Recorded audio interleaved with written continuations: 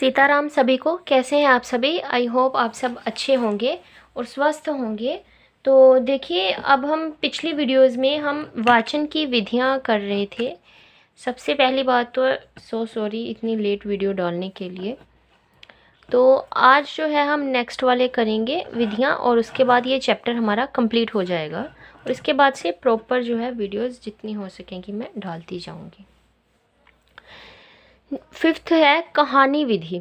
कहानी विधि के द्वारा जो है हम बच्चों को कैसे पढ़ाएं। कहता कहानी विधि वाक्य विधि का परिवर्तित रूप है। बालकों को अनेक चित्रों के सहयोग से कहानी सुनाई जाती है। जब हम हमें स्टोरी सुना रहे होते हैं टीचर्स, तो हमें भी इस चीज़ का पता है कि वो हमें काफ़ी सारी जो है पिक्चर्स दिखाते हैं। अगर वो हमें थ्रस्टी क्रो की कहानी सुना रहे हैं तो वो 10 बार तो हमें पहले एक बार तो 10 बार तो क्रो की फ़ोटोज़ दिखाएंगे, फिर उसके घड़े की फ़ोटोज़ दिखाएंगे, गार्डन का कुछ चित्र दिखाएंगे। ये सब चित्र दिखा के क्या है हमें कहानी जो है सुनाते हैं। कहता है चित्रों के नीचे बड़े बड़े अक्षरों में वाक्य अंकित रहते हैं। जैसे बताते हैं ना कि कोए को प्यास लगी तो वो पानी ढूंढने जाता है, कोआ पानी ढूंढ रहा है तो वो इधर उधर उड़ रहा है, कोए को घड़ा घड़ा मिला तो घड़े के ऊपर जब वो बैठा है तो नीचे लिख दिया जाता है कौए को घड़ा मिल गया। तो इस तरीके से जो है नीचे लिखा जाता है ना। ये वाक्य कहानी से संबंध रहते हैं, मतलब ये बताते हैं ना, कहानी के साथ ही संबंधित होते हैं। ये बताते हैं हमें कि मतलब कि इसमें कहानी में क्या क्या हो रहा है। बालक इन वाक्यों का वाचन कर कहानी कहने में समर्थ होते हैं। यह विधि छोटे बालकों के लिए अधिक उपयोगी है। अब बड़े बच्चों को देखिए, हम बड़े हो चुके हैं तो हमें क्या था, कॉलेजेस में ऐसे नहीं करवाया जाता था, या जब हम बड़े हो गए थे तो ऐसे नहीं कराते थे। लेकिन जब हम देखते हैं, हम छोटे बच्चे जैसे हम देखते हैं ना उनको, तो उन्हें क्या है हमें कहानी की तरह ही पढ़ाना पड़ता है। तो ये चीज़ उनके लिए छोटे बच्चों के लिए ज़्यादा उपयोगी होती है। आगे है समवाय विधि। इस विधि का मूल सिद्धांत है करो और सीखो, लर्निंग बाय डूइंग।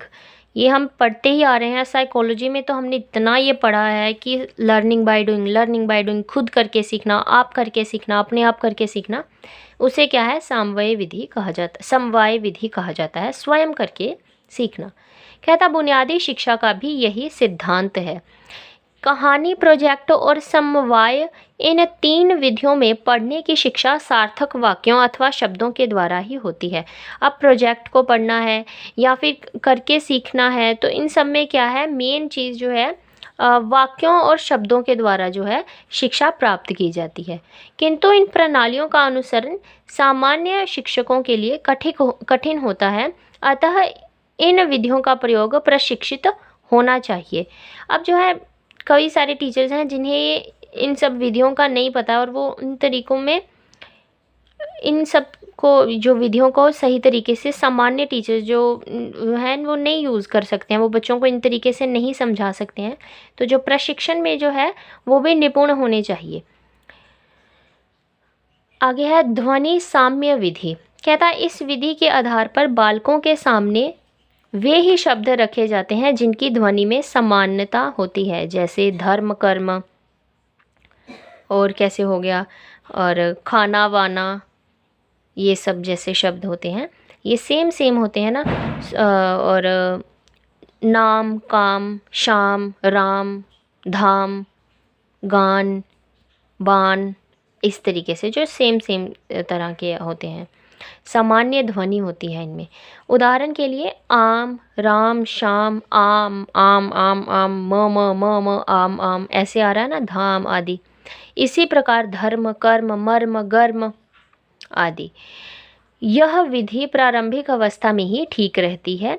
यह वाचन में निपुणता लाने के लिए अधिक उपयोगी सिद्ध नहीं हो सकती। अब इसमें देखिए बच्चों को ये सिखा दिया तो ये कोई वाचन में निपुणता तो नहीं आई। अब जो शब्द सेम नहीं होते हैं तो फिर हम कैसे कह सकते हैं, वो तो फिर बच्चा वो तो इनमें आया ही नहीं ना, ये तो सेम सेम करके आ गए, तो फिर हम कह देंगे कि हाँ चलो ये तो बच्चों ने इन वाले शब्दों को तो सीख लिया, लेकिन जो अन्य शब्द होंगे उनको कैसे करेगा। तो ये क्या है, वाचन में इन्हीं के द्वारा तो केवल निपुणता नहीं आ सकती है। इसमें उन शब्दों का प्रयोग भी करना पड़ता है जो बालकों की अनुभव की परिधि के बाहर होते हैं। मतलब कुछ ऐसे शब्द भी होते हैं, जैसे हम नए नए शब्द पढ़ते हैं जिनके बारे में हमें पता ही नहीं होता है, उनका भी तो मतलब प्रयोग करना होता है, उन्हें भी तो पढ़ना होता है, जिससे कि उन्हें समझने में कठिनाई होती है। ठीक है, कभी कभी जो है क्या हो जाता है, मुश्किल होती है समझने में। आगे है देखो और कहो विधि। इस विधि में प्रारंभ में ही बालक को शब्द का परिचय कराया जाता है कि जैसे ये आ से अनार है, ये क्या है बच्चों, आ से अनार, बड़ा आ आम, ऐसे का कबूतर, ख खरगोश। इस तरीके से शब्द का जो है परिचय पहले करा दिया जाता है। शब्दों का ज्ञान कराने के लिए चित्रों को माध्यम बनाया जाता है। अब देखिए जैसे आ से आम, अ से अनार, आ से आम, क से कबूतर, ख से खरगोश, तो खरगोश, कबूतर, बड़ा आम की और अनार की, ये क्या है, इनके चित्र दिखाए जाते हैं। यह पद्धति बड़ी ही आकर्षक और रोचक है। इसमें छात्र जब जब वस्तु का चित्र स्मरण करता है तब तब उसे वह शब्द भी जो है याद आ जाता है, उसे दिमाग नहीं लगाना पड़ता, वो चित्र दिखाया होता है तो वो जो है उसे बोल देता है। तो क्या है, टीचर क्या करते हैं, आम की फ़ोटो दिखाएंगे तो वो बोलेंगे ये क्या है, तो बच्चे को याद आएगा कि ये तो था आ से आम, तो बोलेंगे आ से आम। जब बच्चे को क से कबूतर की फ़ोटो दिखाई जाएगी तो वो बोलेंगे का से कबूतर। तो ये क्या हो गई विधि, देखो और फिर कहो, पहले देखा फिर कहा। इस विधि को क्या कहते हैं, देखो और कहो विधि। इस प्रकार उपरोक्त वर्णित विधियों के माध्यम से विद्यार्थियों में वाचन कौशल की योग्यता जो है पैदा की जा सकती है। इन जो विधियों, ये जो विधियां हमने पढ़ी, इनके द्वारा क्या है, बच्चे में वाचन कौशल की योग्यता पैदा करी जा सकती है। तो इसी के साथ ये वाला चैप्टर हमारा कंप्लीट हो गया है। नेक्स्ट चैप्टर हमारा होगा व्याकरणिक शिक्षण की विधियाँ। ठीक है, व्याकरण शिक्षण आ जाएगा अब इसमें। तो हम कल ये जो है ये चैप्टर शुरू करेंगे। तो बहुत बहुत धन्यवाद ये वीडियो देखने के लिए। धन्यवाद सभी को। सीताराम।